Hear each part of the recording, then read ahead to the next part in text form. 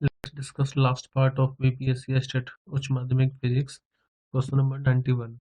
A N-type semiconductor is negatively positively charged या neutral या none of these. तो चाहे N-type हो या P-type हो, ये दोनों ही न्यूट्रल रहते हैं.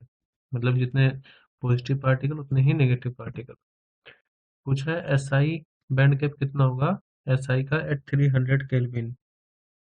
तो ये रहता है 1.12 इलेक्ट्रॉन वोल्ट. बैंड गैप क्या होता है? ये मान लीजिए वैलेंस बैंड है और ये कंडक्शन बैंड है. तो इसका जो अपर मोस्ट एनर्जी लेवल है और इसका जो लोअर मोस्ट एनर्जी लेवल है उनके बीच का एनर्जी डिफरेंस को एनर्जी बैंड गैप कहते हैं. इसमें पूछा है अल्फा बीटा में क्या रिलेशन है. तो आप इसको ऐसे याद रख सकते हैं 1/अल्फा इक्वल टू होता है 1/बीटा प्लस 1. अभी आया कैसे बता देता हूँ. अल्फा बीटा गामा क्या होता है देखो. जैसे अल्फा बीटा गामा है तो इसको आप ऐसे लिख सकते हैं. ये रेस होता है सी ई पी. तो इसी को आप दो बार रिपीट कीजिए. आई सी ई बी है. देखो यहाँ पर सी सी ई ई बी बी मैंने लिखा है. तो अल्फा होता है आई सी अपॉन आई ई का रेशो. तो ये कॉमन बेस में यूज होता है. Common base current gain alpha. फिर कॉमन एमिटर के लिए बीटा इस्तेमाल करते हैं और कॉमन कलेक्टर के लिए हम गामा का इस्तेमाल करते हैं. फिलहाल अल्फा बीटा गामा में रिलेशन पूछा है. तो 1/अल्फा इक्वल टू 1/बीटा प्लस 1/गामा प्लस 1 होता है. इसको आप ऐसे भी लिख सकते हैं one by alpha equal to 1 plus beta upon में बीटा. या फिर अल्फा इक्वल टू आ जाएगा बीटा अपॉन में 1 प्लस बीटा. लेकिन क्वेश्चन में हमसे बीटा के बारे में पूछा तो इसको ऐसे लिख लीजिए बीटा. देखो यहाँ से ये तो अगर ये तब जब अल्फा के बारे में पूछा होता. बीटा के बारे में पूछा है तो हम लिख सकते हैं one by beta equal to one by alpha minus 1.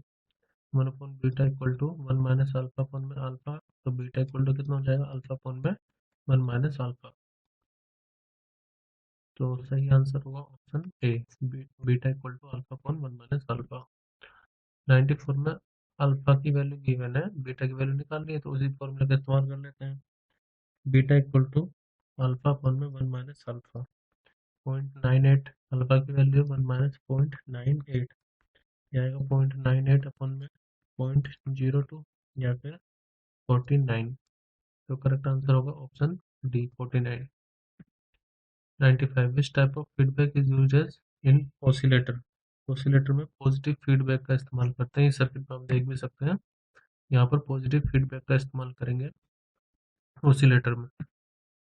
96 which of the following has greatest mobility. तो इलेक्ट्रॉन का क्योंकि मास सबसे कम होता है तो उसकी मोबिलिटी सबसे ज्यादा होगी. ट्रुथ टेबल दी हुई है. पूछा है कि कौन सा गेट होगा ये. तो देखो यहाँ पर ए और बी दोनों ऑफ है फिर भी आउटपुट हाई आ रहा है. यहाँ पर एक हाई है एक लो फिर भी आउटपुट हाई है. तो ऐसा किसमें होता है. ये होगा y equal to A dot B के बाहर यानी कि नैंड गेट में. तो ऑप्शन ए करेक्ट होगा. जैसे नैंड गेट मतलब ए डॉट बी करना है और उसका बाहर. तो यहाँ पर 0.0 0.0 कितना आएगा 0 और उसका रेसिप्रोकल कितना. तो इसलिए ए डॉट बी करेक्ट होगा. डी मॉर्गन थ्योरम कौन सी ठीक है. तो डी मॉर्गन थ्योरम ये कहते हैं कि अगर मान लीजिए ए प्लस बी है तो आप उसको ए और बी इस तरह से लिख सकते हैं. या कहीं पर ए डॉट बी है आप उसको ए बार प्लस बी बार लिख सकते हैं. बट यहाँ पर देखो फर्स्ट ऑप्शन ही करेक्ट है. सेकंड ऑप्शन इनकरेक्ट है. इसमें भी नहीं होगा और ये भी नहीं होगा. तो या तो ए डॉट बी का बार ए बार प्लस बी बार के इक्वल हो गया या फिर ए प्लस बी का बार इक्वल होता है ए डॉट ए का बार डॉट बी का bar. Question number 99. Troposphere is medium for. Troposphere किसके लिए मीडियम होता है. तो ये होता है स्पेस वेव के लिए. Question number 100. Through which mode of propagation the radio wave can be sent from one place to another. इस मोड से हम रेडियो वेव को एक जगह से दूसरी जगह भेज सकते हैं. तो इसमें जितने भी वेव है वो सब तरीके से हम वेव का प्रोपगेशन करवा सकते हैं रेडियो वेव का. तो all of the above correct answer होगा.